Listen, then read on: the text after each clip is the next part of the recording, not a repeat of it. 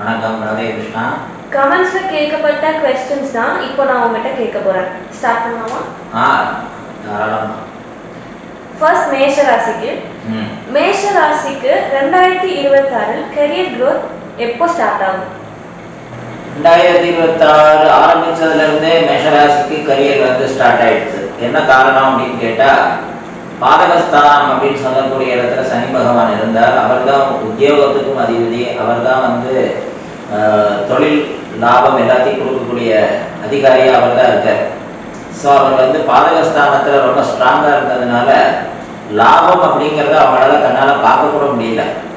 So அதனால் நிறைய பேருக்கு அவங்களுடைய பொருளாதாரம் மட்டும் இல்லை, நிறைய பேர் வேலையெல்லாம் மாற்றிட்டு ஊரெல்லாம் மாற்றிட்டு போனவங்கெல்லாம் நிறைய இந்த கடைசி ஒரு 2.5 வருஷம். அதனால் இப்போது இந்த கரியர் அப்படிங்கிற விஷயத்துக்குள்ளே போகும்போது ஜனவரி மாதம் ஆரம்பித்ததுலேருந்தே சனி பகவான் பயிற்சிக்குள்ள காரணம் வேலை செய்ய ஆரம்பிச்சிட்டார். ஸோ அதனால் இப்போ 10ஆம் பாவாதிபதி அவருக்கு 3ஆம் இடம் பொருளாதார ஸ்தானத்தில் இருக்கிறதுனால இப்போ முக்கியமாக மேஷராசியை பொறுத்த வரைக்கும் 7 சனி அப்படிங்கிறது ஒன்று ஆரம்பிக்கிறதுனால சனியோட ஆதிக்கத்துக்குள்ளே வராங்க. அந்த ஆதிக்கத்துக்குள்ளே வர்றதுனால தானாகவே அவங்களுக்கு பொருளாதாரம் மேம்படும். சனி பகவான் கொடுத்தா அது நிதானமாக கொடுப்பார், ஆனால் யாராலையும் அழிக்க முடியாத அளவுக்கு கொடுப்பார். அதனால் அவரால் கொடுக்கப்படக்கூடிய நல்ல உத்தியோகம், அதே மாதிரி புதிய வியாபாரம், புதிய புதிய தொழில் நட்புகள், புதிய இடமாற்றங்கள் இத்தனையும் அவங்களுக்கு இருக்குது. புதிய தொழில் ஆரம்பிக்க போகிறாங்க நிறைய பேர்.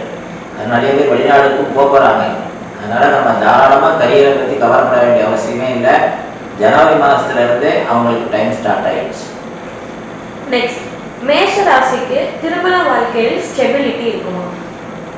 இது வந்து கேட்கப்பட வேண்டிய ஒரு கேள்வி தான். என்ன காரணம் இந்த கேட்கப்பட வேண்டிய கேள்வின்னு சொல்கிறேன் அப்படின்னா, லக்னாதிபதி செவ்வாய் 7க்குடையவர் சுக்கிரன். இது வந்து நெருப்பு, அதுவும் ஒரு விதமான நெருப்பு. இது வந்து நம்ம ஃப்ரிட்ஜில் வைக்கிற ஒரு ஹீட் இருக்கு இல்லையா, அது வந்து பனிக்கட்டியாக மாறுது. அது வந்து துலா ராசி. அதே வந்து நேரடியாக கை தொட்டா சுடக்கூடிய நெருப்பு அப்படிங்கிறது மேஷராசி. ரெண்டும் நெருப்புங்கிறதுனால வெவ்வேறு விதமான ஒரு நெருப்பு. ஸோ இந்த மாதிரி இந்த மேஷ ராசியில் பிறந்தவங்க, மேஷ லக்னத்தில் பிறந்தவங்க, துலா ராசி துலா லக்னத்தில் பிறந்தவங்க, இந்த 2 ஆதிபத்தியத்தில் பிறந்த மோஸ்ட்லி பர்சனுக்கு போகிறவங்க ஒரு சின்ன ஒரு போர், ஒரு சின்ன ஒரு சண்டை சிச்சரவுகளோட தான் குடும்ப வாழ்க்கைங்கிறது இருக்குது. அவங்களுக்கு இந்த ஸ்டெபிலிட்டிங்கிறது பொதுவாகவே இல்லை. ஆனால் அந்த 28லேருந்து 32 வயசுக்குள்ள அவங்களுக்கு அப்படி ஒரு ஸ்டெபிலிட்டி ஏற்படுறதுக்கு வாய்ப்பு இருக்குது. ஒருவேளை லேட் கல்யாணம் பண்ணுறாங்க, 28 வயசுக்கு மேலே அவங்க கல்யாணம் பண்ணுறாங்க அப்படின்னா நிச்சயமாக அவங்க நல்ல நிலையில் இருப்பாங்க. முக்கியமான விஷயம், பொதுவாக அவங்க தனிப்பட்ட வாழ்க்கையாக வாழ்கிறது நல்லது. ஏன் அப்படின்னு கேட்டால், இந்த மேஷம்னாலே செவ்வாய் சேய்ன்னு சொல்லுவாங்க. சேய்னா குழந்தை. இந்த மேஷராசி அன்பர்கள், மேஷ லக்ன அன்பர்கள்லாம் பார்த்தீங்கன்னா குழந்தைத்தனமாக இருப்பாங்க. நிறைய அவங்க நாலேஜ் இருக்கும், நிறைய விஷயங்கள் இருக்கும். ஆனால் வந்து அவங்க ஒரு ஒரு சின்ன குழந்தை எப்படி ஒரு எக்ஸைட்டாக எப்போவுமே ஒரு விளையாடிட்டே இருக்கும், அந்த மாதிரி ஒரு கேரக்டரோடு அவங்க இருப்பாங்க. அதை வந்து பெரியவங்களால் புரிஞ்சிக்க முடியாது. ஸோ கல்யாணத்துக்கு அப்புறமா அவங்க அதே மாதிரி ஒரு ஹேபிட்டில் இருக்கும்போது பெரியவங்க என்ன பண்ணுவாங்க, என்ன இந்த மாதிரியே இருக்கான், அவன் பாட்டுக்கு எனக்கு வரான், அவன் பாட்டுக்கு வரான், சின்ன பிள்ளை நினைப்பா அவனுக்கு அப்படிம்பாங்க. அப்போ என்னன்னா, இந்த பெரியவங்களோட ஒரு தேவையில்லாத ஒரு மனசங்கடங்களை ஒரு வராமல் பார்த்துக்கிறதுக்காக அவங்களுக்கு கொஞ்சம் தனி கொடுத்தணும். கொஞ்சம் காலத்துக்கு அவங்களுக்கு ஒரு குழந்தை ஒரு 2-3 வயசு 6 வரைக்கும் தனி கொடுத்தணும் அப்படிங்கிறது இருந்துட்டாங்க அப்படின்னா இந்த ஸ்டெபிலிட்டிங்கிற ஒரு வார்த்தை அவங்களுக்கு கட்டாயமாக நல்லபடியாக கிடைக்கும். ஆனால் 28 வயசுக்கு மேலே கல்யாணம் பண்ணுறவங்களுக்கு நார்மலாகவே அவங்களுக்கு இயல்பாகவே கிடைக்கும். ஓகே, மேஷ ராசிக்கு எதிரிகளால் பிரச்சனை ஏற்படும் இருக்கும். ஏன் அப்படின்னு கேட்டால், மேஷம் அப்படின்னு சொல்லியாச்சுனாலே செவ்வாய் வந்து ரொம்ப பலமாக இருக்கக்கூடிய ஒரு ராசி. செவ்வாய் அப்படின்னாலே வந்து போர் கிரகம். போருக்கு தேவை வந்து சாந்தமான குணம் கிடையாது, கோபமான குணம். யாருக்கு கோபம் அதிகமாக இருக்கோ அவங்களால தான் வந்து சண்டை போட முடியும்.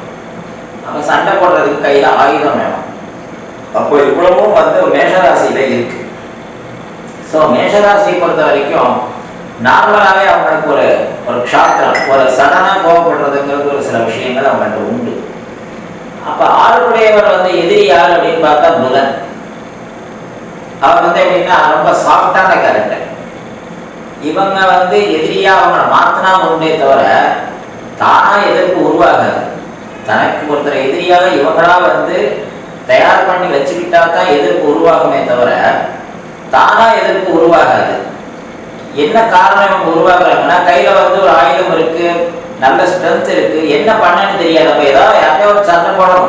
ராவணனுக்கு வந்து ஒரு வருஷத்துக்கு ஒரு தடவை யாருக்கிட்டே சண்டை போடணும். சண்டை போடலை அப்படின்னு சொன்னா அவனுக்கு உடம்பெல்லாம் வலிக்கும். காரணம் என்னன்னா, அவன் புதபல பராக்கிரமம் உள்ளவன், அவ்வளவு பாடி ஹெல்த் உள்ளவன். அவனுக்கு அந்த ஒரு வருஷத்துக்கு ஒரு தடவை யாராவது ஒருத்தர் போய் சண்டை போட்டு மல்லு கட்டி அவனுக்கு அந்த கட்டி உரண்டு உருண்டு அந்த சக்தியை கொஞ்சம் வீணடிச்சாதான் அவனுடைய உடல் நார்மலுக்கு வரும். ஸோ அந்த மாதிரி ஒரு கேரக்டர் வந்து இந்த மேஷராசிக்கு உண்டு. அதனால நார்மலாகவே உங்களுக்கு எதிர்ப்புங்கிறது கொஞ்சம் இருக்கும். ஆனால் நேரடி எதிர்ப்பு எதுவுமே கிடையாது. தானா இவங்க உருவாக்குனாதான் உண்டு. அதனால எதிரிகள் உண்டு, ஆனால் அது தானா வர்றது இல்லை. ஃபைனல் கொஸ்டின், மேஷ ராசிக்கு பண வரவு அதிகமா இருக்கும் அப்படின்னா எந்த மாசம் சொல்றீங்க? பொதுவாக வந்து 6, 8, 12 அப்படின்னா எல்லாரும் பயப்படுவாங்க. 6, 8, 12 அப்படிங்கிறது வந்து புரட்டாசி மாதம், கார்த்திகை மாதம், பங்குனி மாதம். அதாவது செப்டம்பர் 15 அக்டோபர் 15, அதே மாதிரி நவம்பர் 15 டிசம்பர் 15, அதே மாதிரி மார்ச் 15 ஏப்ரல் 15. இந்த டைம் வந்து பொதுவாகவே உங்களுக்கு எதிர்பாராத பணவரவுகள் வரக்கூடிய மாதங்கள். எவ்ரி இயர் இந்த டயத்தில் தான் அவங்களுக்கு எக்ஸாக்டாக ஏதாவது பெரிய காரியங்கள் முக்கியமான வேலைகள்லாம் இந்த மாதிரி மாதங்களில் தான் அவங்களுக்கு நடக்கும். அன்எக்ஸ்பெக்டடாக வரக்கூடிய லாபம் அப்படிங்கிறது இந்த 3 மாதம் தான் வந்து மேஷராசிக்கு கிடைக்கக்கூடிய ஒரு ஹெல்த்தியான ஒரு மாதம் அப்படின்னு சொல்லலாம்.